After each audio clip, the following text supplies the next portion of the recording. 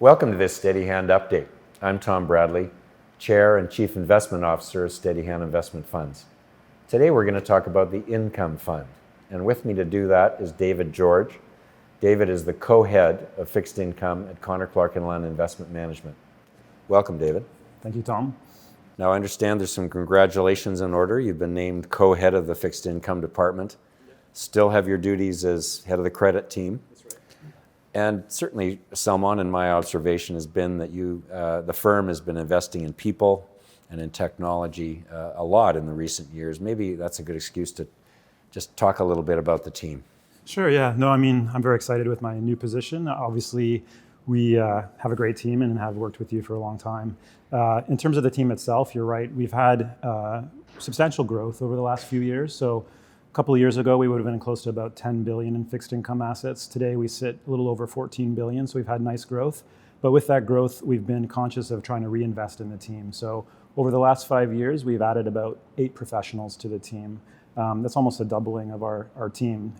And a substantial portion of those have really come on the corporate bond side, which is a big part of the fund that we manage for your investors. So we've added analysts with a lot of depth and breadth and experience who can really find those quality bonds to keep our edge in terms of being able to provide that yield to investors. Well, speaking of edge, David, a lot of the people were surprised by the return of the fund last year. It was up 9.1%.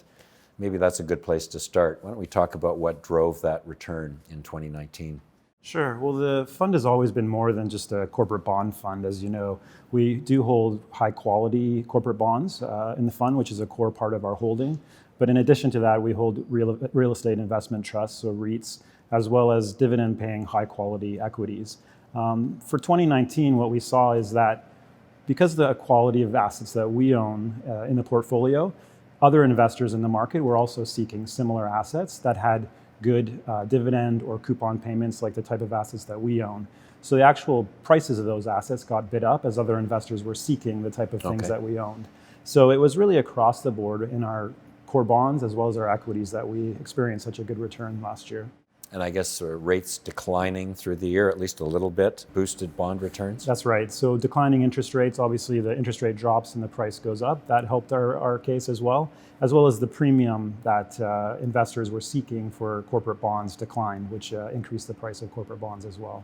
Well, that raises the question, where do we go from here? What is your outlook as far as, economy and also rates?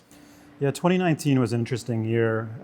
There was a lot of different risks that were involved in the market. So we had obviously Brexit, which was in the headlines. We had a trade war between China and the United States. We had geopolitical risks in the Middle East and elsewhere. So a lot of headline risk through last year. The reaction to that from central banks really improved the situation. So we had concerns around growth and whether growth would start to stall. And we actually did see growth start to decelerate in 2019. But central banks globally really reacted quite strongly to that by lowering interest rates, for example, like we just talked about, and other mechanisms which put a lot of liquidity back into the market and really started to stabilize growth. And once the market started to see that stabilization and growth, we did see asset returns become quite strong last year. Our view is that we'll continue to see the results of those central bank interventions, which will continue to stabilize the economy. So we don't see, in the near term at least, a high probability of a recession. So we remain fairly optimistic about near-term growth expectations. The income fund's designed to have a lot of corporate bonds in it, or what you and I have referred so far to as credit. But we're probably at the low ebb as to how many we've held in the fund.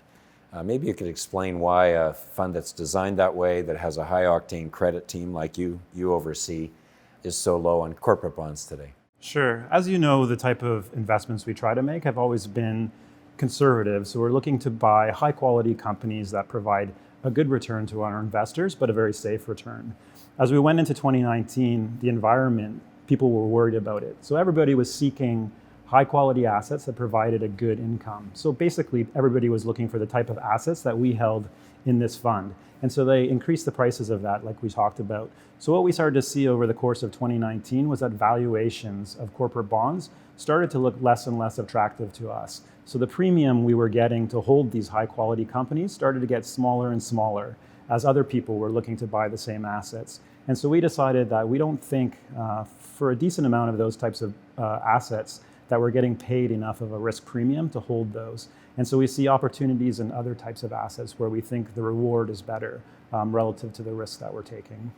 So when we talk about premium, we're talking about the sort of additional yield you get by taking that extra risk? That's exactly right. So for us to hold a corporate bond, we need a little bit additional yield relative to us holding a Canadian government bond, for example. Okay. So you talked about those other places you're going to find sort of better risk-reward opportunities. Where is that? So we've increased our holdings in provincial bonds, for example. So even less risky, say, than a corporate bond, but we feel like the type of premium we're getting on a provincial bond, so holding, for example, bonds issued by the province of Ontario, issued by the province of Quebec, are attractive right now relative to what they've been historically. Also, we've increased the proportion of equities that we're holding in the portfolio. So we continue to hold high quality equities that have good dividend payments. And we see a lot of value in that currently relative to some of the corporate bond opportunities we had seen maybe a year ago. That's maybe a good place to finish, David, is on stocks. I know it's not your area of expertise, but I tell people all the time that when they ask me about do we have a dividend fund, I say, well, we have one of the best ones in the country. It's embedded in the income fund. But what sort of themes are we pursuing right now in that quarter to a third of the fund that's in stocks? Yeah, so again, what we saw in 2019 is everybody was looking to participate in a strong market by buying the types of assets that we had. So really the defensive type assets throughout 2019. As people were concerned about the economy and cautious, they looked to hold the companies they thought would do well as growth started to stall.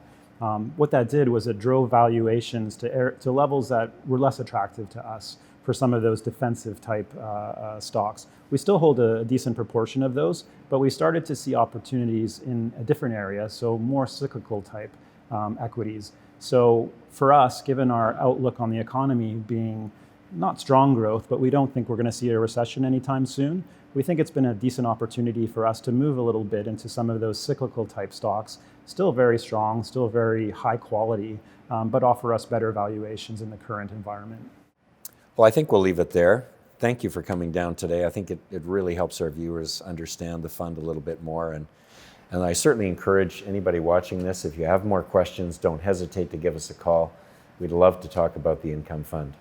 Thank you.